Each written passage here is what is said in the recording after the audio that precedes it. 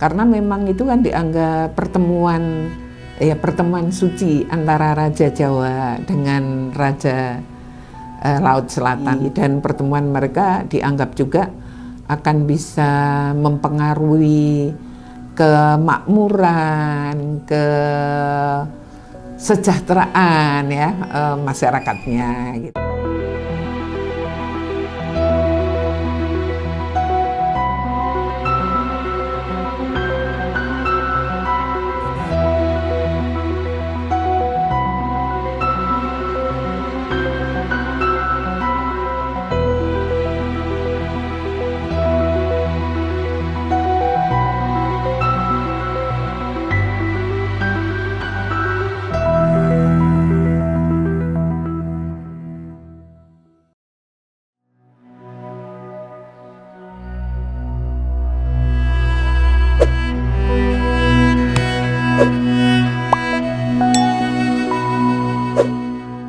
Jumenengan menjadi prosesi budaya yang setiap tahun diperingati dengan meriah di Solo, Jawa Tengah.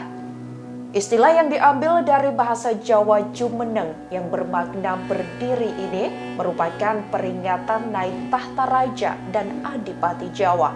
Di balik prosesi budaya yang dilakoni dan berbagai atraksi yang ditampilkan, ada ritual sakral yang harus dilakoni mereka yang terlibat. Laku khusus itu ada yang dilakukan sebelum ataupun setelah prosesi Jumenengan dilakukan. Sebelum Jumenengan, misalnya memberikan sesaji kepada para leluhur di 4 penjuru mata angin, atau kewajiban berpuasa dari para penari Bedoyo Anglir Mendung yang tampil dalam pertunjukan, di mana ada makna mengapa para penari itu haruslah mereka yang belum menikah. Tribun Solo Stories mencoba mencari tahu kisah di balik Jumenengan.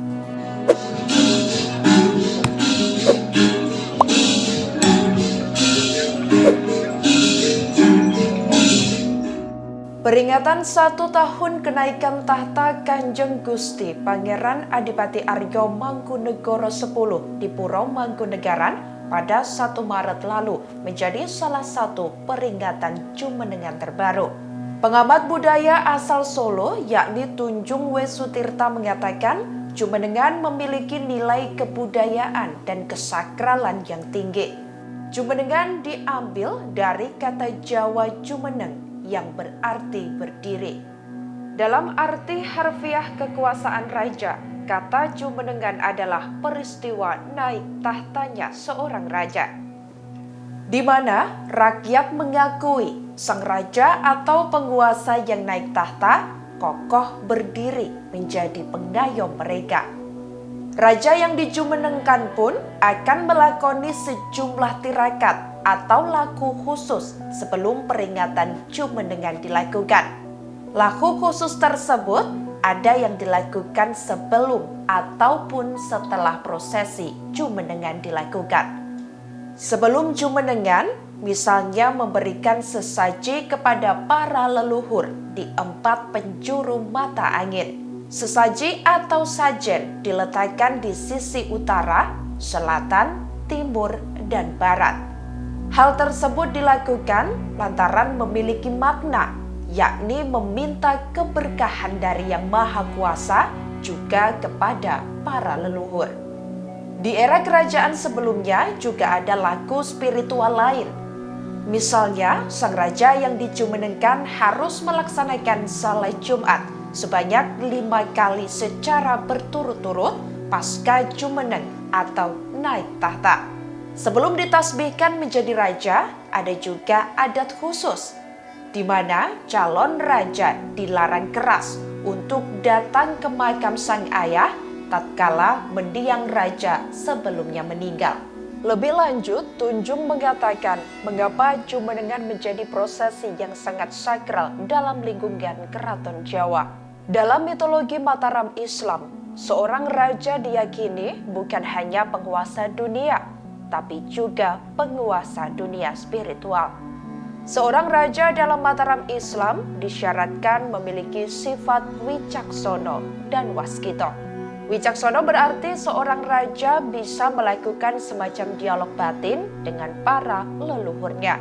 Sementara Waskito mengetahui segala hal yang mengetahui ke depannya. Dari dua sifat itu, seorang raja dituntut harus bisa memelihara dunia batin dan spiritualnya. Seorang raja di dalam Mataram tidak hanya menata dunia fisik, tapi juga mampu menata batin.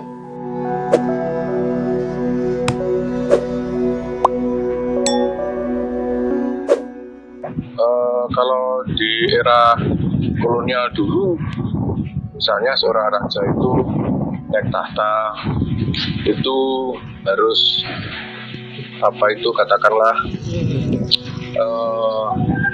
sumpah setia pada Ratu Wilhelmina, misalnya semacam itu kan, itu era kolonial macam itu. Jadi ya istilahnya kepiaan. Jadi dideklar kepada publik, diikuti oleh Bentono Dalem, Abdi Dalem, Kaulo Dalem, dan pejabat-pejabat yang ada pada waktu itu. Jadi di era kolonial segala seperti itu, di era kemerdekaan juga hadir, misalnya itu pejabat-pejabat, dan ada Sentono, ada Abdi Dalem. Intinya itu adalah mendeklarasikan bahwa inilah sosok yang sedang jeneng, jadi seorang roto atau seorang adipati kalau untuk satu negara seperti itu. Ya, setiap rezim itu mempunyai atau menciptakan satu tradisi sendiri, tetapi biasanya itu melakukan itu kan Mataram Islam ya. Jadi begitu setelah Jumenengan itu memang ada semacam kewajiban untuk sholat Jumat secara berturut-turut 5 kali, dan itu tidak boleh tidak boleh tersela.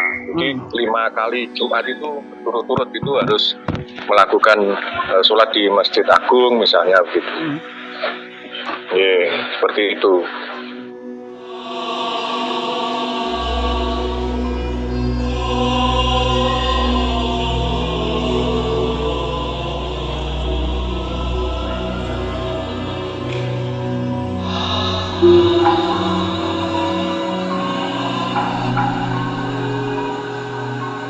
Prosesi Jumenengan juga tak lepas dari pertunjukan tari yang tak kalah sakralnya.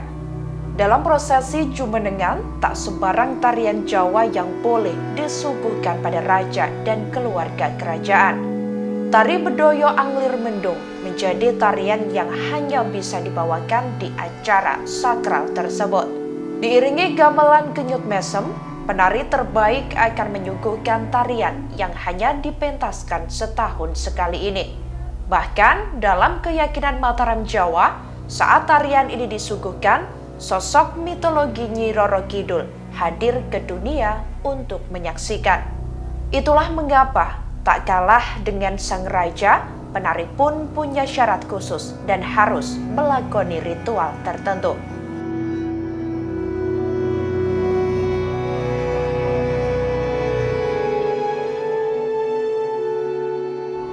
Ya, halo Tribuners, dan saat ini saya akan mengajak kalian untuk mempelajari tentang tari Bedoyo Anglir Mendung yang kemarin itu sempat ditarikan di momen Jumenengan KGPAA Mangkunegaran ke-10 yang pertama. Dan pada kesempatan kali ini kita akan berbincang dengan salah satu dosen tari ISI, yakni Ibu Sri Rohana. Yuk, seperti apa obrolannya kita simak berikut ini.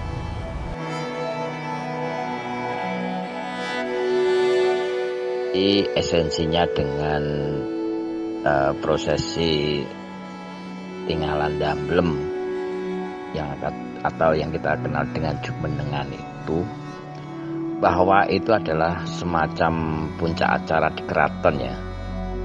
Di situ bahwa yang hadir itu harus memenuhi ketentuan-ketentuan adat yang berlaku. Misalnya Sentono Dalem, Abdi Dalem itu harus menggunakan pakaian dan atribut yang sesuai dengan kepangkatan.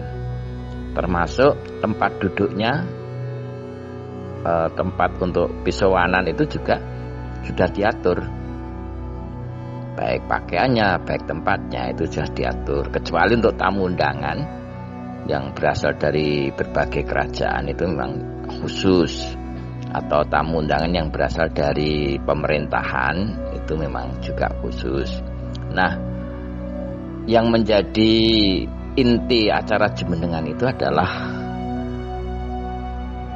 tarian atau bedoyo ketawang. Kalau di dalam Karaton Surakarta, kalau di Mangkunegaran namanya bedoyo Anglir Mendung. Karena ini adalah puncak dari acara Jumenengan Dalem, yaitu menyaksikan bedoyo ketawang yang dilakukan oleh penari-penari yang masih suci, yang masih gadis dan tidak sedang halangan atau tidak menstruasi, begitu nggih. Dari tarian ini adalah merupakan gambaran dari proses kehidupan manusia. Jadi merupakan pembelajaran bahwa manusia hidup intinya adalah mulai dari lahir sampai meninggal dunia atau menghadap Yang Maha Kuasa. Nah, semacam keyakinan bahwa Ratu Kenconosari atau yang dikenal oleh orang Jawa Ratu Kidul yang berada di Segoro Kidul itu akan hadir, karena Ratu Kidul itu berdasarkan keyakinan keluarga Keraton Mataram semasa Panembahan Senopati itu menjadi istri spiritual dari Panembahan Senopati. Hanya kemudian setelah era Pakubuwono X itu dianggap ibu. Nah ini, jadi Ratu Kenconosari itu bukan dianggap istri spiritual, tapi ibu spiritual dari raja-raja Surakarta sampai sekarang. Dan itu diyakini bahwa beliau hadir di tengah-tengah acara Tinggalan Dalem Jumenengan itu melalui, atau orang Jawa mengatakan ngangslupi, salah satu penari bedoyo ketawang. Dan konon orang-orang yang memiliki kawaskidan itu akan melihat salah satu penari itu memiliki cahaya yang berbeda, memiliki gerakan-gerakan tari yang berbeda dengan 8 orang yang lain. Nah ini bahwa tanda-tanda Ratu Kenconosari atau Ratu Kidul itu hadir di tengah-tengah tinggalan Jumenengan Dalem. Maka karena ini satu dihadiri oleh Ratu Kenconosari, dua bahwa inti dari Jumenengan adalah mendirikan tari bedoyo ketawang ini, maka para tamu pun harus hikmat mengikuti selama lebih dari 2 jam ya. Itu tidak boleh berbicara sendiri, tidak boleh makan, tidak boleh ngomong-ngomong, tidak boleh minum, tidak boleh merokok dan lain sebagainya, dengan hikmat mengikuti acara, yaitu menyaksikan tari bedoyo ketawang sampai selesai. Jadi itulah inti dari acara Jumenengan Dalem yang penuh dengan kesakralan.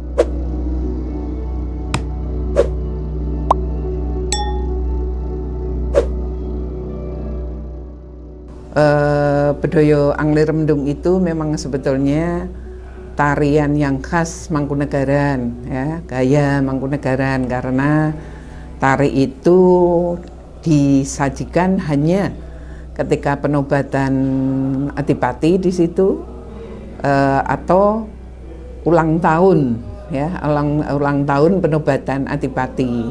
Kalau ya lebih kita kenal dengan Jumenengan Dalem gitu. Dan tari itu memang diceritakan sudah mulai ada sejak Mangkunegara pertama. Bahkan tari itu sebetulnya sebuah monumen perjuangan Raden Mas Said atau Mangkunegara pertama. Jadi itu sebuah monumen perjuangan beliau ketika menghadapi, sebetulnya tidak selalu menghadapi Belanda, karena waktu itu perangnya juga dengan saudaranya sendiri, Pangeran Mangkubumi yang kemudian menjadi Sultan Hamengkubuwono gitu. Sebetulnya saya melihat ada paling tidak ada tiga itu momen perjuangan, terus bagaimana kekuatan itu terintegrasi di Mangkunegaran, karena di Mangkunegaran itu kan ada semboyan juga Nebu Sakyun itu mereka harus bersatu, harus kuat gitu kan. Dengan itu mereka menghadapi banyak kendala gitu. Jadi tidak hanya berjuang saja, tapi kekeluargaannya sangat kuat. Dan ini sebetulnya bisa dilihat, Mas, tanah-tanah yang dulu merupakan wilayah Mangkunegaran sampai sekarang itu masih punya kedekatan dengan Mangkunegaran yang luar biasa. Nah, semboyan yang lain sebetulnya ada Tiji Tibeh, ya, mukti siji, mukti kabeh, mati siji, mati kabeh gitu. Dan itu menjadi satu semboyan yang meneguhkan semangat, ya, semangat para prajurit Mangkunegaran sendiri pada saat itu untuk berjuang melawan ya musuh, ya terutama sebetulnya Belanda waktu itu. Ya kalau dari pertunjukannya mungkin ada persamaan kalau dibandingkan dengan ada bedoyo di Mangkunegaran, ya masih di Mangkunegaran ada bedoyo Bedah Mediun. Ya kalau seperti kita tahu kalau bedoyo di Mangkunegaran itu kan penarinya hanya 7 penari perempuan, ya, yang menggunakan busana yang sama, rias yang sama begitu. Tapi kalau di keraton kita tahu bedoyo Ketawang ini hampir sama dengan bedoyo Ketawang kedudukannya, ya. Kalau bedoyo Ketawang itu juga hanya dipertunjukkan ketika penobatan raja atau ulang tahun penobatan raja gitu. Kalau di Mangkunegaran bedoyo Anglir Mendung, tapi di Mangkunegaran di keraton bedoyo Ketawang gitu. Jadi hampir sama, tapi jumlah penarinya memang berbeda. Rias penarinya juga berbeda, ya busananya juga berbeda. Jadi kalau di keraton karena bedoyo Ketawang itu dimaknai sebetulnya pertemuan antara raja dan ratu, Kanjeng Ratu Kidul itu, maka penarinya dandan pengantin, dipaesi, dodotan, ya dodotannya juga khusus. Kalau di Mangkunegaran tidak, ya. Jadi di Mangkunegaran karena maknanya tadi adalah tetap perjuangan, jadi tetap perjuangan, nilai perjuangan itu yang diutamakan di dalam karya itu.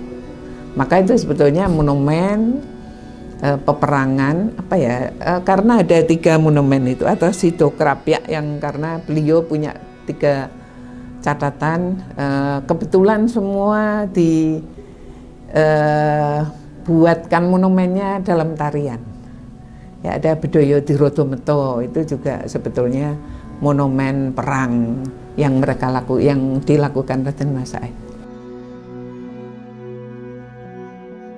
Ya, tapi busananya tetap busana bedoyo, Mas. Tapi rasa keprajuritan itu sebetulnya tampak dari geraknya, ya, rasanya. Ada kesan gagah, ada kesan ini, ya, mungkin lebih percaya diri. Karena kebetulan saya juga dulu pernah ikut belajar tarian itu, meskipun tidak menari langsung gitu, tapi memang tari gaya Mangkunegaran itu relatif lebih gagah gitu. Mungkin lebih dekat dengan gaya Yogyakarta, di mana gaya Yogyakarta juga lebih rasanya maskulin daripada keperempuan, nah tidak daripada feminim gitu. Nah Solo itu sebetulnya lebih feminim ya, jadi dipandangnya begitu, ada memang perbedaan. Ya ada yang pakai panah, ada bahkan di bedah Madiun itu pakai pistol mas, ya pistol kecil itu ya, karena itu juga sebetulnya sejauh ini saya melihat di Mangkunegaran itu memang penekanannya tetap pada nilai-nilai keprajuritan, nilai-nilai perjuangan. Bahkan diceritakan di dahbuknya Raden Mas Said waktu itu, prajurit-prajurit perempuannya itu kan sekaligus sebetulnya juga penari. Jadi bahkan mereka menari tayub ya, yang dulu lebih dikenal sebagai penari tayub itu juga mereka prajurit-prajurit gitu. Jadi lebih memang mungkin siap bertempur setiap saat gitu. Meskipun diceritakan kalau di sela-sela pertempuran istirahat itu mereka ya tadi menghibur diri dengan tayuban gitu-gitu, menghibur diri. Itu diceritakan seperti itu. Ya, sebetulnya kalau kita melihat Bedoyo pada umumnya, rasonya itu mesti ada rasa agung, ada rasa anggun, tapi juga ada rasa semeleh, ada rasa menep itu. Jadi ada sebetulnya tari Bedoyo sendiri kalau yang sudah mapan gitu itu bagian dari meditasi. Jadi bukan untuk pamer keluar, tapi lebih ke hubungan dengan Yang Maha Kuasa gitu. Itu lebih ditekankan sehingga memang bagi penari rasa religius, rasa spiritual itu lebih muncul ya. Maka tidak sebetulnya termasuk tidak mudah menari Bedoyo itu, mesti diperlukan kemampuan menari yang baik atau kemampuan kepenarian yang baik untuk bisa menari Bedoyo. Ya kalau di Mangkunegaran ziarah ya, kalau puasa itu tergantung pada orangnya. Mungkin kalau penari-penari dulu yang melakukan itu. Kalau di Bedoyo Ketawang masih harus disengker gitu, harus puasa gitu. Tapi kalau yang Bedoyo Angler Mendung ini sejauh saya tahu tidak. Tapi biasanya sebelum kita menari pada acara jumenengan itu mesti ini kita nyekar di mengadeg kayak gitu. Jadi kita biasanya juga tetap ada ritual yang dalam juga gitu. Jadi setahu saya juga mereka sebelum menari juga harus semacam meditasi ya, harus hening gitu. Maka dulu pernah juga terjadi ketika pelatihnya berganti yang baru, itu seringkali ada perbedaan pendapat gitu. Karena dulu kita minimal 1 jam sebelum pentas, bahkan 2 jam sebelum pentas itu harus sudah selesai berdandan. Ya, ketika sudah selesai berdandan itu kita kemudian semacam meditasi. Tidak boleh berbincang dengan orang, tidak boleh apalagi gojek itu. Kita mesti menunggu waktu untuk menari itu kita lebih banyak mengheningkan cipta gitu, lebih banyak hening gitu. Nah ketika ada yang waktu itu saya lihat sendiri ketika pelatihnya itu berganti yang baru, terus ketika mau menari itu masih seperti disuruh pemanasan gitu, para penarinya disuruh pemanasan gitu. Nah ini yang termasuk empu yang Bu Tarwo itu ya menegur, harusnya memang sudah nggak boleh mereka itu, harusnya mereka memang hening, mengheningkan cipta gitu, meditasi gitu. Itu jadi ada tampaknya ini kan ada perbedaan nih antara yang muda dengan yang tua gitu. Nah iya memang sebetulnya menari sendiri ya hatinya harus bersih ya kalau iya jadi harus bisa apa ya konsentrasi. Nah jadi ya kalau menari konsentrasi sepenuhnya untuk itu mengekspresikan itu tarian, tapi sebetulnya bukan untuk pamer, sudah hilang gitu ya keinginan untuk pamer itu. Jadi harus sudah tadi saya katakan menep tadi. Ya kalau di Mangkunegaran enggak. Kalau di Bedoyo Ketawang ya. Di Bedoyo Ketawang itu memang masih mensyaratkan penarinya gadis ya. Yang suci, tidak sedang haid gitu. Nah, tapi saya juga nggak tahu apakah ini akan berlaku terus atau nanti kemudian ada perubahan gitu. Karena kalau di Mangkunegaran saya lihat penarinya ya ada yang sudah menikah gitu. Sepanjang dia kemampuan kemenariannya memungkinkan, ya itu tidak apa-apa. Jadi tidak ada prasyarat itu harus gadis begitu-gitu, tidak ada persyaratan itu. Ya kalau di keraton itu dulu, gitu ya dulu mengapa mereka harus gadis?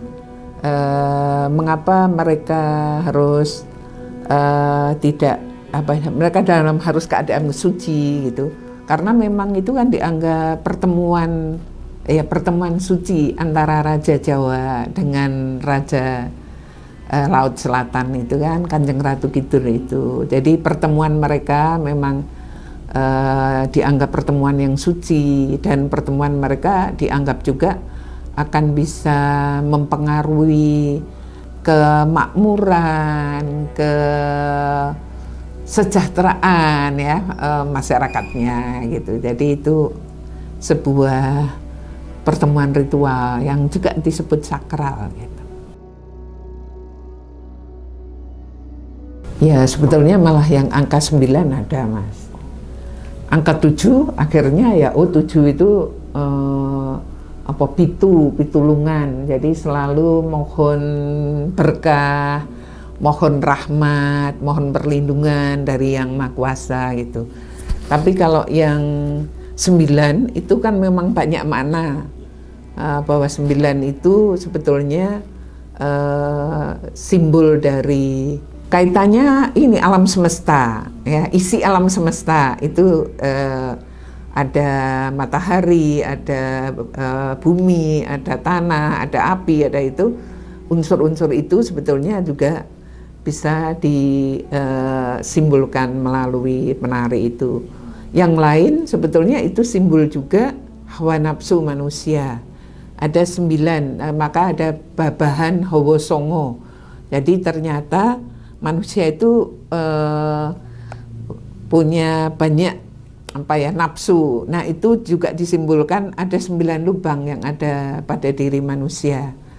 Ada mata 2, telinga 2, hidung 2, mulut, terus alat pembuangan dan alat kelamin gitu dan 9. Nah ketika manusia sudah bisa mengendalikan 9 hawa nafsunya itu, nah dia itu yang akan menjadi manusia yang luhur, manusia yang suci gitu. Jadi sebetulnya itu juga simbol dari 9 nafsu manusia gitu. Jadi itu jadi 9 sendiri itu bisa dimaknai bermacam-macam gitu. Iya, kalau Bedoyo ya. Kalau yang jumlah 7 itu memang dulu perjanjiannya tidak boleh menyamai raja kan Mas, tidak menyamai keraton. Jadi nanti dianggap kualat ini, jadi memang nggak boleh. Jadi maka baik di Mangkunegaran maupun di Paku Alam itu Bedoyonya 7 ya, penarinya 7 tidak 9. Jadi memang keraton sendiri juga tidak mau disamai, atau memang Paku Alam sama Mangkunegaran itu memahami kedudukannya sehingga dia tidak Iya, tidak menyaingi, tidak menyaingi di keraton. Iya, kalau menurut ceritanya sih tradisi itu dulu dilakukan, ya. Tapi pernah vakum gitu Mas, pernah tidak dilakukan.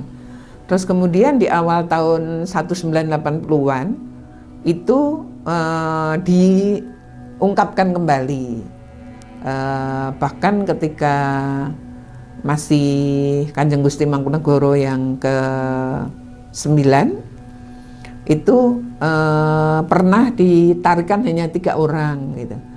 Nah waktu itu kenapa tafsirannya 3 orang? Karena waktu itu ada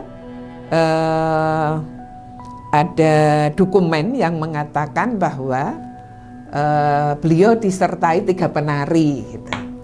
Nah terus setelah ini ada semacam penggalian lagi, rekonstruksi kembali waktu itu, terus menjadi 7 orang. Terus setelah itu tradisi itu berlangsung ditarikan oleh 7 orang. Itu yang 7 orang berarti tahun 1980 juga? Iya, itu awal-awal mulai merekonstruksi, menggali kembali itu awal-awal itu. Saya kurang mengerti secara tepat, tapi waktu penggalian 3 menjadi 7 itu saya ada, jadi saya ya sebetulnya ikut terlibat gitu, ikut tahu gitu. Mungkin ketika ditarikan 3 orang itu hanya 1 atau 2 kali ya waktu itu, terus sudah menjadi 7 terus sampai sekarang.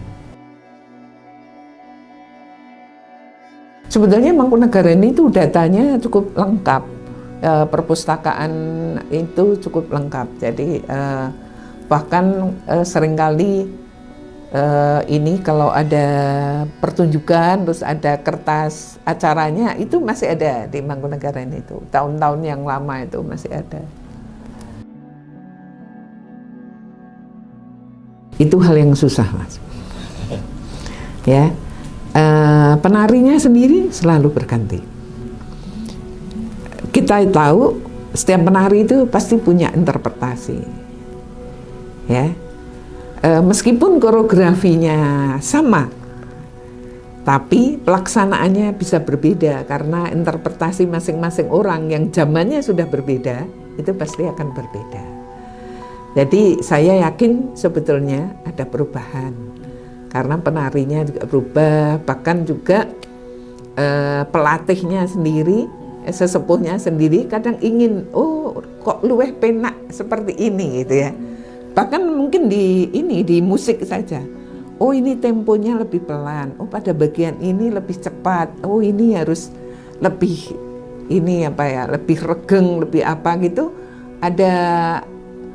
Ada perubahan-perubahan, bahkan sekarang yang penanggung seperti Karawitan juga sudah ada perubahan juga. Karena seperti kita tahu Pak Hartono juga sudah mulai kurang aktif di sana gitu ya. Sehingga yang muda-muda ini diberi. Bahkan saya lihat banyak yang dari ISI sekarang sudah ikut terlibat di sana. Jadi saya yakin sebetulnya baik garap Karawitan tari maupun tarinya itu sendiri sudah mengalami perubahan kalau itu dilihat secara detail gitu. Jadi meskipun koreografinya sama, tapi dalam pelaksanaannya seringkali berbeda. Wah, kalau di Bedoyo Ketawang, tembangnya isinya juga masih itu kayak dialog, kayak syair orang yang sedang bercinta gitu. Ya, karena itu makna ya. Harapannya itu kan pertemuan Kanjeng Ratu Kidul dengan waktu itu Panembahan Senopati ya, kemudian diteruskan raja-raja berikutnya gitu.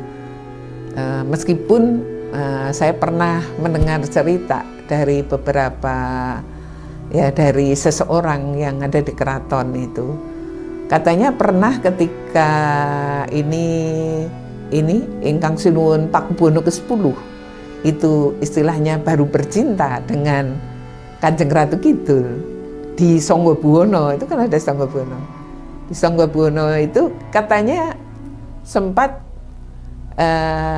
ini Ingkang Sunan Pakubono ke-10 itu jatuh. Nah, ketika jatuh itu katanya